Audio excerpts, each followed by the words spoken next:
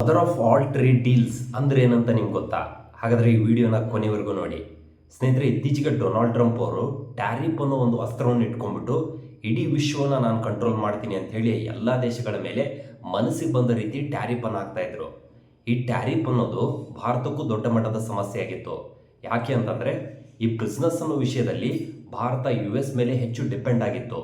So ಈ tariff ಕಾರಣದಿಂದಾಗಿ ಭಾರತಕ್ಕೆ ದೊಡ್ಡ ಮಟ್ಟದಲ್ಲಿ ಸಮಸ್ಯೆ ಆಗ್ತಿತ್ತು.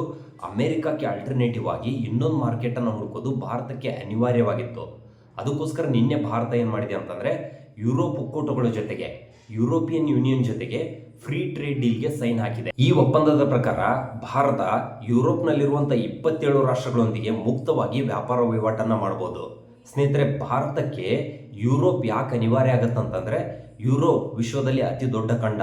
ಇಲ್ಲಿ ಅತ್ಯಂತ ಶ್ರೀಮಂತ ರಾಷ್ಟ್ರಗಳಿದ್ದಾವೆ. ಉದಾಹರಣೆಗೆ ಜರ್ಮನಿ, ಫ್ರಾನ್ಸ್, ಇಟಲಿ, ನೆದರ್ಲ್ಯಾಂಡ್ ಇಂಥ ಶ್ರೀಮಂತ ರಾಷ್ಟ್ರಗಳೊಂದಿಗೆ ಭಾರತ ಮುಕ್ತವಾಗಿ ವ್ಯಾಪಾರ ವಹಿವಾಟನ್ನು ಮಾಡಿದ್ದೇ ಆದರೆ ಭಾರತದ ಆರ್ಥಿಕತೆ ಗ್ರೋತ್ ಆಗುತ್ತೆ, GDP ಬೆಳೆಯುತ್ತೆ, ಜಾಬ್ ಅಪಾರ್ಚುನಿಟೀಸ್ಗಳು ಹೆಚ್ಚಾಗುತ್ತೆ.